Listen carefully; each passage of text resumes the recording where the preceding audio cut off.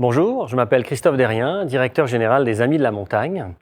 Dans le cadre des élections municipales 2025, je reçois aujourd'hui Craig Sauvé, candidat à la mairie de Montréal et chef de Transition Montréal.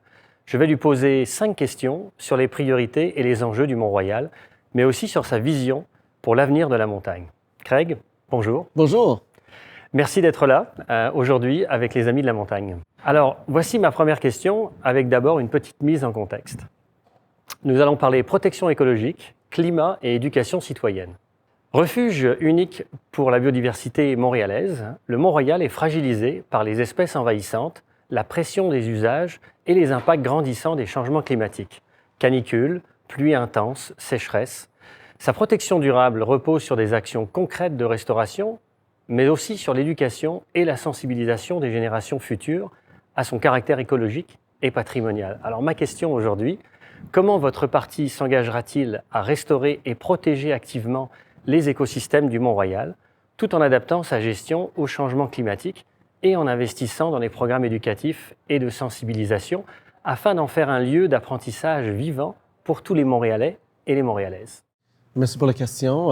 Juste aussi de prendre une minute pour me présenter. Donc, je suis quelqu'un qui était très, très motivé, je suis encore, par l'écologie et l'environnement. C'est pour ça que je me suis lancé dans le monde politique comme militant, comme jeune militant, c'est l'environnement au cours de mes enjeux principaux.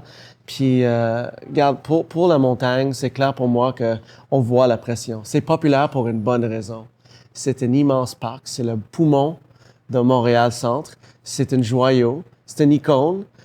Donc, on voit la pression des gens qui veulent faire toutes sortes de sports ici, veulent faire des sentiers un peu improvisés, malheureusement, qui endommagent le parc. Il faut aller de l'avant avec le plan d'investissement pour la montagne.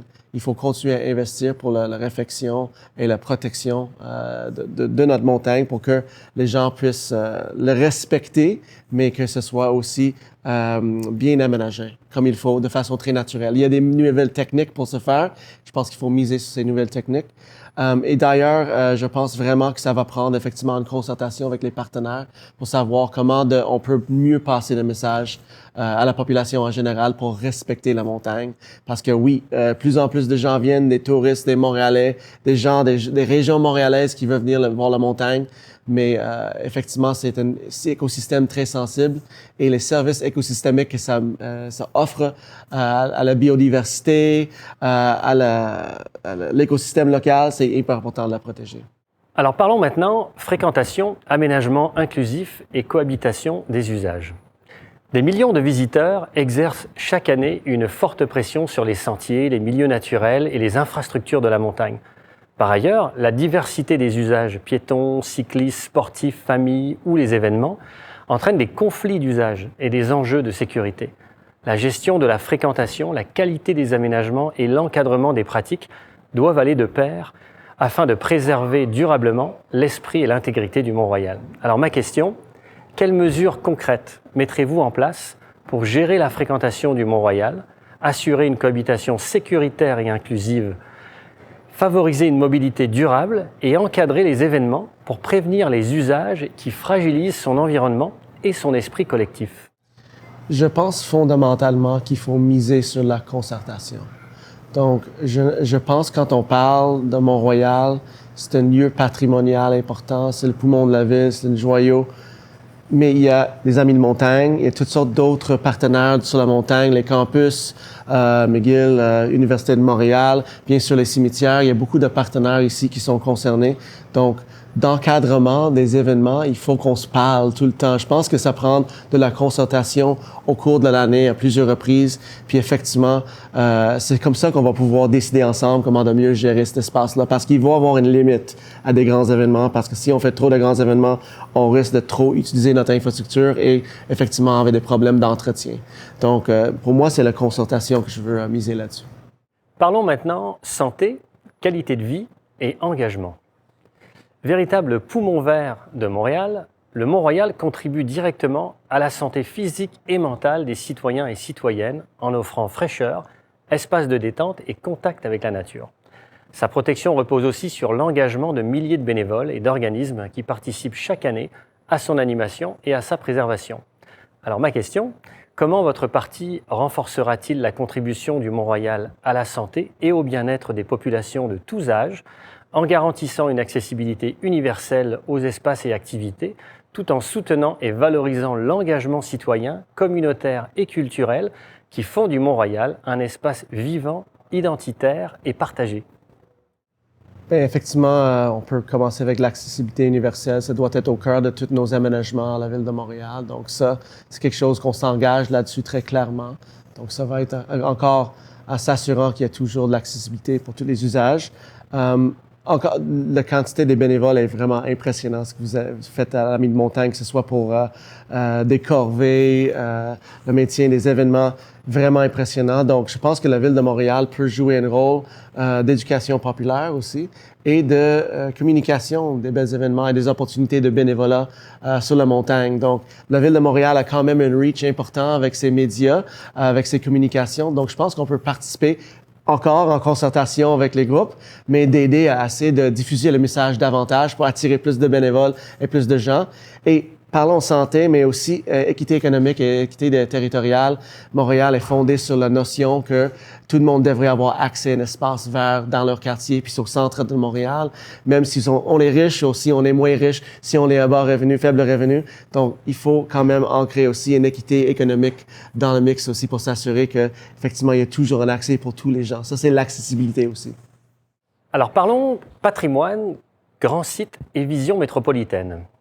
Classé site patrimonial depuis 2005, le Mont-Royal est au cœur de l'identité montréalaise et doit être pensé à l'échelle métropolitaine. Pourtant, ses vues emblématiques et son patrimoine bâti sont fragilisés par des projets immobiliers et la transformation de grands sites institutionnels qui comportent des risques de densification, de privatisation et de perte de vocation publique. Alors ma question, comment vous engagez-vous à protéger les vues, le paysage et le patrimoine architectural du Mont-Royal, tout en orientant la requalification des grands sites institutionnels vers des usages qui servent l'intérêt collectif, renforcent sa vocation écologique et culturelle et s'inscrivent dans une vision globale de développement durable pour la métropole? Une excellente question. Effectivement, on va commencer sur la base. Transition Montréal ne développera pas des projets immobiliers sur la montagne. Ça, c'est clair et net pour nous. Bien sûr, il y en a des campus qui ont des territoires juste sur la montagne autour. Donc, il va falloir vraiment travailler en partenariat avec les institutions, mais aussi avec les Amis de Montagne pour s'assurer qu'on a des vrais consensus sur quand il y a des développements. Donc, ça, c'est à l'immédiat autour de la montagne, mais plus périphériquement, là, quand il y a des développements immobiliers autour de la Ville de Montréal, il faut s'assurer que les vues de la montagne sont maintenues par tous les angles, parce que c'est quand même ça qui nous donne notre orientation première à Montréal pour beaucoup de gens dans le quartier, c'est où la montagne. Puis la vue de la montagne, ça fait partie de notre identité comme Montréalaises et Montréalais. Donc, pour nous, tous les projets urbains doivent s'intégrer tout le temps avec cet aspect en tête. Parce que ce soit à Bridge Bonaventure qui va être créé, que ce soit dans le nord de la ville, quand il y a de densification, il faut quand même toujours réfléchir à comment est-ce que les vues de la montagne vont être protégées. Donc, cet aspect d'aménagement-là, ça va être au cœur de notre processus en termes de développement urbain. Alors parlons pérennité, gouvernance et financement. La gestion du Mont-Royal repose sur des budgets fragmentés, des mécanismes de gouvernance parfois complexes, alors que sa protection exige des ressources stables, une coordination agile et une concertation accrue et forte dans les décisions. Ma question, comment votre parti garantira-t-il un financement stable et suffisant, ainsi qu'un cadre de gouvernance efficace, renforcé et concerté pour assurer la pérennité de la protection, de l'entretien et de la mise en valeur du Mont-Royal à long terme? Mais c'est certain, comme j'ai mentionné, le plan d'investissement et mise en valeur de la montagne, on va le maintenir dans le PDI pour s'assurer qu'il y a toujours ce financement pour finir les travaux qui sont nécessaires pour renouer les sentiers, pour s'assurer que le paysagement et la protection écologique soient maintenus. Donc, ça, c'est hyper important pour nous. Donc, si on est élu à la mairie de Montréal, ça va être maintenu, ces investissements-là, dans le PDI, clairement. Pour le financement à la mission des organismes Là, il va falloir qu'on s'assoie tout le monde autour pour voir quelle sorte de mécanisme qui serait le plus utile. Parce qu'effectivement, gestion de la ville de Montréal dans son ensemble est déjà compliquée. Puis il y a plusieurs partenaires et groupes qui opèrent. Les Amis de montagne en étant, je dirais, le premier pour la concertation. Donc, c'est certain qu'on va s'asseoir et regarder le meilleur mécanisme pour simplifier le tout pour tout le monde. Eh bien, merci beaucoup, Craig, d'être venu aujourd'hui sur le Mont-Royal à la rencontre des Amis de la montagne et de t'être prêté au jeu de cette entrevue. Bonne campagne et à bientôt. Et merci beaucoup à vous et merci pour tout votre travail pour protéger cette belle joie de Montréal. Merci.